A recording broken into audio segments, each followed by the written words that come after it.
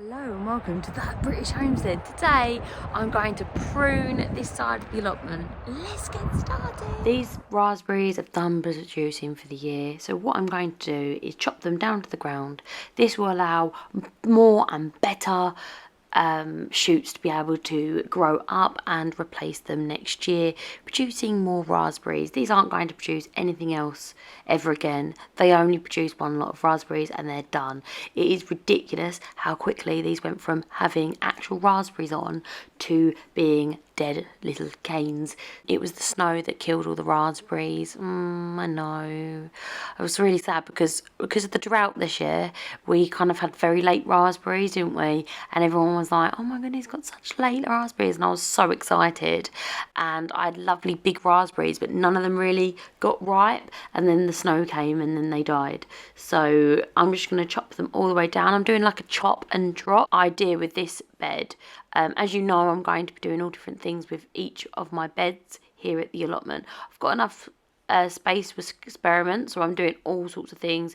Back to Eden, chop and drop, no dig, you name it, I'm doing it. Oh, and the roof stout method. The benefits of chop and drop is it supports life. There's lots of beneficial microbes and insects that need to be overwintered, and having a heavy mulch on the soil really helps them overwinter. You've got things like tardigrades that live in the soil and worms that you need to bring up to the surface, and this a thick mulch does help. It also allows a mat of decomposition to actually happen on the top, and it incorporates organic material into the soil. Remember that, like, in a forest or in a woods, this is be the normal procedure. The leaves and eventually the canes would fall down and rot on the floor. We just remember that these are going to die. They're pretty much dead. They're not going to come back. It'll be new growth from the roots. So it would eventually rot down, and this is the natural process of this. It also reduces evaporation into of water. And now I don't know what's going to happen next year because I'm trying, guys. I've got my crystal ball. I'm doing all my best bits, but it's just smoky, so I don't know yet. But if there is a drought next year, then this will help keep the moisture in the ground, especially this far into the allotment where it is difficult to get to all the time because, well, basically you've only got one hose and I've got two allotments, so it's kind of like priorities. And there could possibly be, look, I don't want to jinx it, hose pipe ban. Yeah, sorry, I had to say it. I had to. Okay, I'm not wanting it. Nobody wants it. It was awful. But it is what it is. Now, there's slow release of nutrients back into the soil. Some people do worry about the nitrogen depletion of the soil. However, it is only the top layer, and your roots, they go deep. Your roots go deep. So I wouldn't worry too much about the nitrogen depletion unless you go ahead and dig in the wood. Then you've got a little bit of a sticky wicket on your hands. But if it's just on the top layer, it's absolutely fine. It also saves energy and time. I love saving time because I have no time, and I like saving energy because I have energy, but I feel like I'm doing a lot. So it would be nice not to have to barrow more stuff in. Although saying that, I would like to barrow some wood chips. Normally what I do is I clear out my chicken pen with all of that lovely manure that the chickens have been producing, and they are very good at it. I don't want to boast, but that I have very, very, very, very messy, smelly chickens, and they produce a lot of droppings, and that is very, very good. It's been mulching down, so I normally scrape that off and put that on top of this. I did that last year as well, and I'll do it on the other side. And basically, when that's well rotted down, because remember, chickens have hot manure, that means basically that the manure has to break down over time. It doesn't break down over time, then you could go ahead and burn your plants. We don't want that. You don't work hard raising those babies to burn them with manure, do you? No, you don't, and I don't either. So we've got to safeguard those bad boys, and remember that some composts are hot, whereas you've got like duck bedding. I know you're going to roll your eyes and say, oh, she's gone on about duck bedding again. Duck bedding's amazing, okay? Because duck bedding is cold, which means you can put them bad boys straight on the soil. Now, would I go ahead and put it on some lettuce and then eat it? You know what? It's probably fine, but no, I would not. I just wouldn't. That's grim. But I would put it on things like corn, you know, that's high up in the air and things like that. So just bear that in mind. But I'm really excited about this idea. I'm going to kind of do the chop and drop because in my head it makes sense, right? It makes sense that if I want to grow raspberries, I need something that has raspberries in it. A raspberry cane has everything you need to grow another raspberry cane, okay? So I'm going to go ahead and chop them up into little teeny tiny pieces because just in case, imagine one day I'm like, oh, I really want to dig this bed or move something or whatever. If they're big canes, they're going to be a bit of a pain.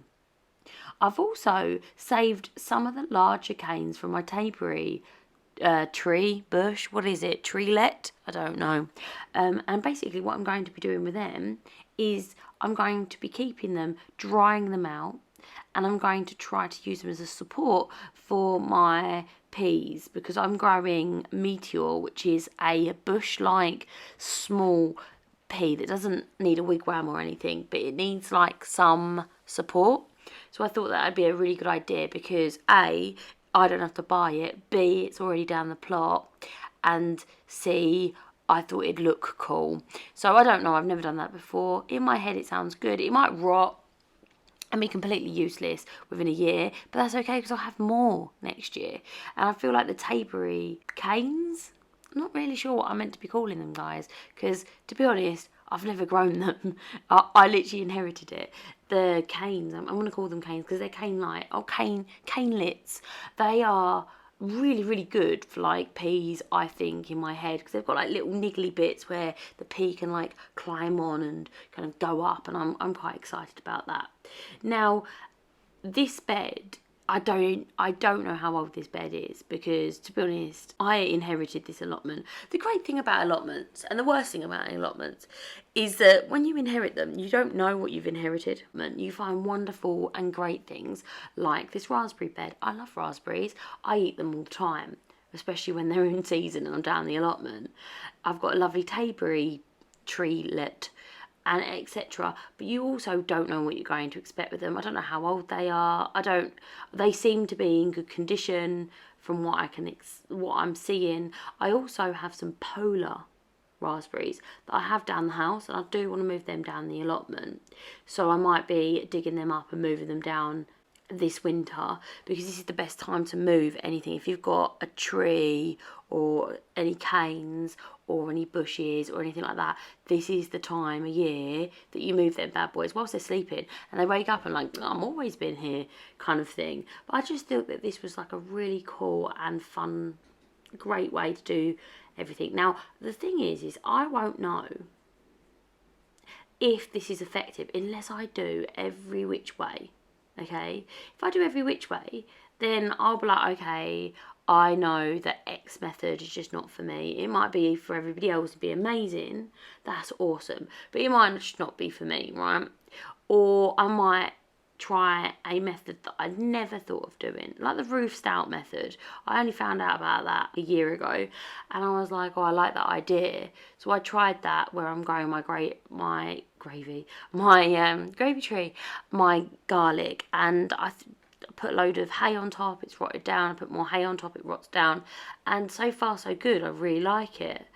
I'm not sure which is my method for me, but at the moment I'm just enjoying exploring. I grew up with the traditional digging method.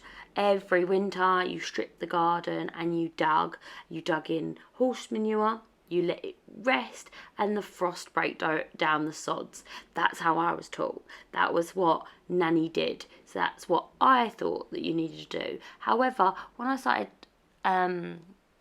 gardening, I didn't want to dig, although barrowing is probably my least favourite thing to do. I probably shouldn't be so negative, but it is true.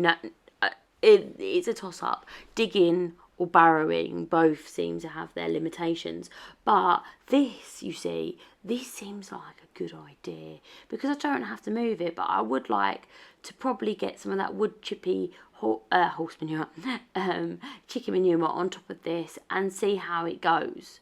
I don't know. We'll kind of see how it is. I might put some fresh fresh wood chip on top. I'm not 100% sure.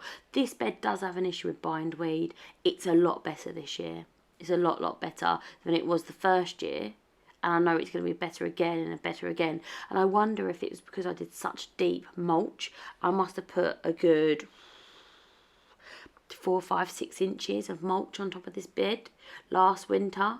So it could be because of that. But as you can see, the weeds have started again because the mulch has completely broken down into beautiful, wonderful soil, which is every day adding minerals and vitamins into the soil, which is very important. I'm now very excited about spring. I feel like a small child getting ready for it.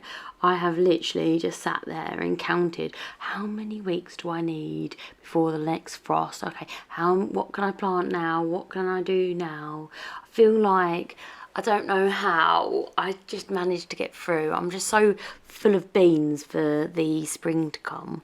And it's going to be here before we know it. And I'm kind of like looking at this weather. I was speaking to my mum a couple of days ago and she was telling me that there's going to be a really downturn in the British weather, being very cold again. So she was saying to me like, oh, be careful about what you're planting because it feels warm now, but it won't be for long. So apparently in about 2 weeks it's going to be really cold weathers again, but we'll have to see. I have to say, what is this weather? What is this weather, guys? Like, are you having this strange weather where you are? Because honestly, we're like having really warm weather, really cold weather, really warm weather, really cold weather, really warm weather. It's the strangest. Like, it feels like spring. I feel like I should be watching the weather forecast, see if my tomatoes need to go out, but I'm waiting for snow and cold and frost. It is the strangest thing. -6 on one day, right? A couple of days later, +10. How weird is that? That's really weird. I don't know. These couple of years have been really strange for sort of weather. I mean, we've had a really big drought and then we've had this really big cold. It's kind of like, I feel sorry for anyone who's decided, oh, this year's the year to start gardening. You're like, oh, you know what? Probably, you know what, actually, take it all back. Whenever you start gardening is the best time to start gardening. If you're thinking about gardening, start up gardening. Just know that it's incredibly addictive and you'll probably live in a house made out of packets of seeds. But apart from that, it is a fantastic hobby. So I can't say it's not, but it is what it is, sort of thing. Now this is a blackcurrant tree, blackcurrant bush, and this blackcurrant bush is old, okay, and it's been here for a very long time. I know that because I've got one that is, I think it's 4 years old. I literally grew it from a twig, and it's a lot smaller than this. Now, this blackcurrant bush, I'm telling you right now, it produces redonkulous amount of blackcurrants, like a ridiculous amount. I filled up, you know, one of those 5-gallon buckets. I filled one of them up last season. It produces its berries really early on, like beginning of spring. The birds have no interest in it. Don't know why, because red currants down the allotment, you can't grow red currants down the allotment. The birds love them. Black currants, they don't. I'm not too sure why. But anyway, I made it into blackcurrant cordial, which I showed you earlier in a different video that I did about what I store down in my food store. And basically, it's just really lovely. And whilst I was doing this, actually, I was having a little think to myself, and I was thinking, I like blackcurrant jam. I might make blackcurrant jam next time, because I do like a bit of jam. Now, most of my family, they like strawberry jam, and that's it. But I'm thinking blackcurrant jam and blackcurrant pie does sound rather yummy, doesn't it? And I was reading online that you need to prune about 1/3 of the blackcurrant tree to ensure that it has good growth and all that sort of jazz. And I really think that's a good idea. If you have any recipes or anything, please give me a shout and let me know down below. Or if you're looking at this and you're thinking, what is she doing? She is murdering this tree. I am cutting off all the ones that look pretty dead. I mean, some of this stuff, the blackcurrant, it's like coming away in my hand, so it was pretty dead when I pulled it off. And I did do some research. It said the woody stuff that I need to cut off, and any sort of like fresh growth, leave it alone. So that's what I was doing. I do hope that I'm going to get a good harvest from this next year, because I would like to do some pies. I'd like to can some pie filling. I think that'd be really exciting, for me personally anyway. And I just think it's a really yummy recipe, you know, and jam as well. But we mostly eat jelly, so we end up having extra. Could even make some cottage wine. We do like a little bit. I don't normally show you. This is the tayberry. I've just trimmed it back. Rhubarb is there. This is all of my raspberries that I've cut back. I'm going to go ahead and mulch them when I get a bit of time. This is the black currant tree that's just been trimmed back. There's also a load of rubbish here. I'm sure it'll become useful one day. Thanks so much for watching, and if you like these sort of videos and you want to see what's going to happen next, maybe I got it wrong, maybe I got it right, go ahead and subscribe, and I'll see you next time. Bye bye.